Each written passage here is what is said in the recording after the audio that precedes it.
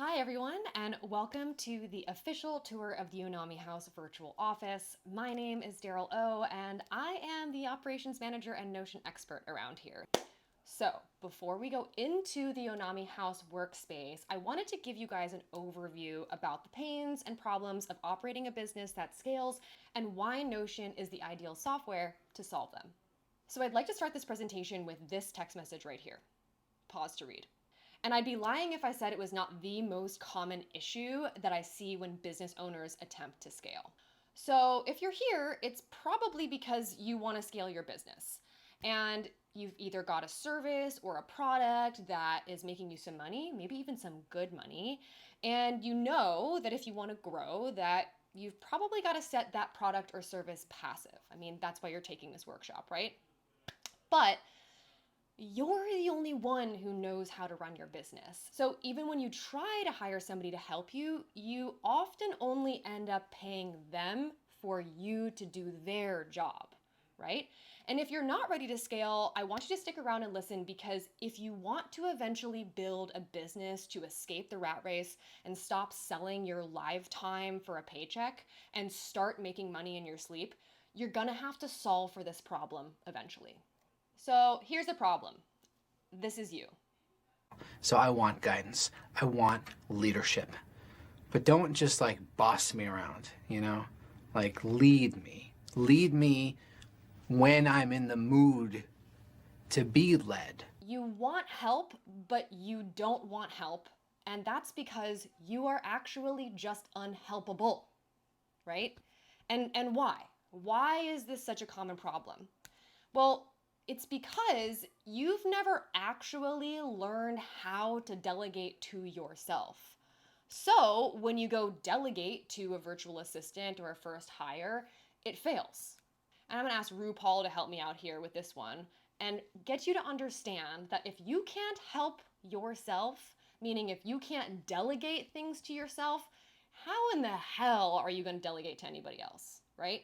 I'm going to quote Onami here when she says, scaling a business is a back of house job. This is what she means. So the problem is that we are using software that is not actually organizational software as organizational software. So I want you guys to say this with me. My email inbox is not a to-do list. Say it 15 times if you need to. And neither is your notes app or your browser tabs that you have open. I know you've got at least 40, okay? And you're not going back to them anytime soon. You don't even remember what they are. Your Moleskine journal and your sticky notes, like, it's not gonna get you organized, okay? I'll let you watch this for a second. Now I have a tool that I can use every day to self-improve. I just bought a journal. Now it's time to write myself a letter. I just bought a journal. The more I think about myself, the more I'll get better. Are we getting it? So many of us think that we are in a flow state, and we are not. We are in a swamp because we have no direction and no structure. This is also you, respectfully. See, the problem is that we are trying to run our business with a digital stack of papers, and that's not going to get you organized. What you need is a virtual office space, okay? Now, this office space cannot just be another messy room, okay? Mise en place. For everything a place, for every place a thing. We need to know exactly what needs to be done and when it needs to be done. We need to know everything that is currently being done now and is going to be done in the future. And we also need to remember everything that was done, how well it was done, so that we can repeat that process again and again. Okay? It's Enneagram. It's math. It's magic. So how do we actually do this? Well, enter Notion.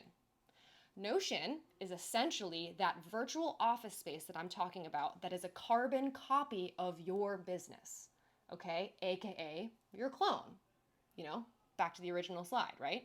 So what is a virtual office? Well, it's no different than an actual office. Now, understand here, guys, this is a physical analogy like a mind palace, not a literal space, okay? Just to make that clear. But an office has floors, like a lobby, a sales floor, a marketing floor, an accounting floor, and an operations floor. And Notion is not going to be any different. We're going to see that in a second with the tour. And you also need places for your staff. This would be considered like their cubicles, right? So the home and lobby is the desk of the owner, aka Onami in this case. Customer service would also have their own desk within the sales department. Social media would have their own desk within the marketing department, and so on and so forth for accounting and ops manager, which in this case would be me. And then last but not least, we need a filing system. But the cool thing about Notion is that it's an intelligent digital filing system that doesn't require you to literally physically pick up a file and move it from room to room. It's a magical filing system that when I pick up a file inside of one room, it will automatically update in all of the other rooms, departments, and desks that it is located. So this allows us to know exactly what needs to be done and when it needs to be done, everything that is currently being done and will be done in the future. And most importantly, it allows us to remember everything that was done, how well it was done, so that it can be done again and again. Are we getting the pattern here? So with that, I'm going to pivot over to Onami's actual virtual office space so you guys can get an understanding of how this works inside the Notion software. So welcome to Onami's homepage. This is the lobby of her virtual office. And just like a lobby, we are going to get a bird's eye view of everything that's going on in her business. At the top, we have the current goals that we are in pursuit of completing. First is to fix the Onami house Notion. The second is to hit her first $1 million year. These are big, clear goals, and I encourage you to reference the book 10x is easier than 2x here on this. Because if you have 10 million goals, you're going to end up in 10 million directions. Clear, big goals make it much easier for us to say no to the things that are out of line and yes to the things that are in line. Next, we have a nice task dump section here. This is a quick list of the things that Onami wants to remember. They're not necessarily going to be anywhere else for anybody else, and I don't encourage you guys to use this as your catch-all, because all you're going to end up doing is repeating what you have been doing inside of your Moleskine journal and your sticky notes and your notes app. But it is important to have a nice quick space for you to capture ideas the way that Onami likes to capture ideas while she's in a flow state. Next, we have the task section. And when we open up the task toggle, we can see every single active task as well as its status, its assignee, its due date, and its project. And also, we can see who created it. With this list alone, we are eliminating so many extra emails and so many extra meetings that would otherwise cost Onami a lot of money and cost everybody a lot of time. Next is the project section. And when we open this up, we can have a nice clear list of all of the ongoing projects that run this business, from authorship to MailChimp to Passion.io to Zoom. And these projects are things that are ever present. So even though tasks move through all of these projects are never closed because we constantly need them in order to run the business. Next, we have active projects, and these would be things that are currently being built and will become ongoing, as well as projects that are going to be closed, like Enneagram 2025 or the current workshop that we're in, Erotic Wealth 2025. And when we click into these projects, we can open up an active view that allows us to be able to see the exact same things. A list of tasks that are sequenced by status and due date. We can see not only who they're assigned to, but we can also have a filtered view that allows us to make sure that these are only going to be tasks that are related to the project. Because when we go into a project, we don't need to see everything else that's going on in the business, and we can put blinders on information so that we can stay focused and stay in a flow state. We also have an SOP section that allows us to understand what the processes are for this workshop so that they're repeatable in the future. We also have an FAQ section that allows our staff to easily and quickly answer questions that are related to operating and running this workshop. And last but not least, we have a feedback section that allows us to quantify and qualify the reasons for why people did not sign up for this workshop. And you can see here that it's categorized into money and cost, not the right time, too advanced, and unclear about the offer. And with this information, Onami can more intelligently adjust how she wants to do this workshop in the future. It's not guessing, it's fact. Now, if we head back to the home section here, I'll go over one last thing before I go into the floors. The last section on the home page is the metrics page. And this is sort of like the feedback section of the erotic wealth example that I gave just earlier. This will allow us to be able to quantify the total amount of sales that we have for the year. And you can see here that we're well on our way to hitting that $1 million goal. It also gives us the Instagram growth, metrics like what went well and what didn't go well. And it allows us to actually quantify and qualify the reasons for why those numbers did what they did. Next, I want to go over to this floors section. And this is almost like the directory that gives us access and Onami access to all of the other departments, the projects within them, as well as the staff members that are responsible for those projects, as well as those departments. So the first section is the sales section, and this is going to have our customer service project, as well as the home page of our staff member that runs our customer service, Lexi. So if I click into Lexi's homepage, what we'll see here is something pretty similar to the homepage that Onami uses, and this is going to be specific to her. So under the tasks section, you'll see here that this is only going to show us Lexi's tasks and not the tasks that are assigned to anybody else, because why would she need to know any of the tasks that are going on in another person's office? Because this is Lexi's personal office space. This is like her own cubicle that she gets to have control of, and there's no reason for her to be receiving inboxes from anybody else's email, right? Sort of a similar comparison. The next section is feedback, and this is something that's specific to customer service, so that's why she has this view here. We'll see in my page and the social media manager's page that things are a little bit different because we do different things for different departments. There's a payroll section that allows her to easily track the hours that she's been working so that when we run payroll, we know exactly how much to pay her and whether or not it's been paid. We have a meeting section that allows us to be able to take the recordings of training sessions like the customer service tech support Notion meeting here that happened on September 22nd. And when we open up this toggle, it's going to have an actual recording of that meeting. And stand by, because I believe we're going to be putting those into Safehouse at some point. Next, we have the FAQ section, as well as a wish list and a reading resource recommendations, because at Onami House, we always like to encourage our employees to have an interest list to be able to grow their position and be able to expand their knowledge. Now, if I go back home here, what we have next is our marketing department, and you guessed it, it's going to be where the social media project as well as our social media manager's homepage will be. Social media is unique in that it has a social media calendar, and this allows us to be able to make sure that everything that is being posted is correctly titled and planned and archived, and it has a really wonderful setting in Notion where you can do a calendar view that allows you to easily drag and drop your posts into different dates so that they actually reflect what's being scheduled on all platforms.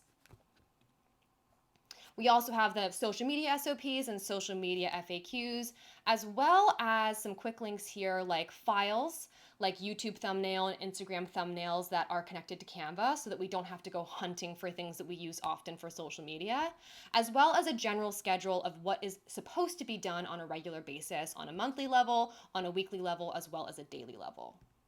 Now, if I go back to the home page and go back to the section of floors, we're going to go head over to Alexandra's homepage, which, like I said, again, is going to be similar to the homepage, except for the fact that it's specific to Alexandra, our social media manager. We'll have a list of tasks, and actually Alexandra is a good example of somebody who prefers a calendar view rather than a list view. And this is a good reflection of how everybody's homepage is supposed to be different, the same way that your office desk is supposed to be different if you were working in a corporate office. It's specific to you and how you like to view things. Then there is the content calendar that's specific to the social media manager, but rather than it being something that she has to click out from her home desk to the social media page, we've just embedded it right in here. And again, it comes back to that reference of how the filing system in Notion is omnipresent. If she changes something here on her homepage, it will also be reflected in real time on the social media calendar on the social media page.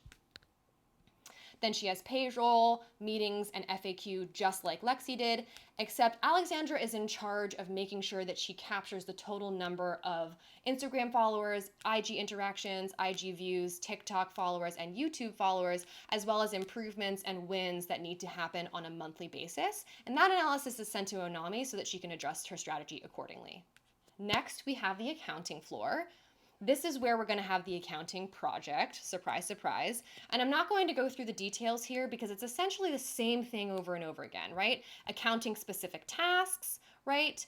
Payroll across the entire organization, not just the ones that are specific to Lexi or Alexandra or myself. This makes it much easier for us to run payroll all at once rather than clicking into everybody's page and running it that way.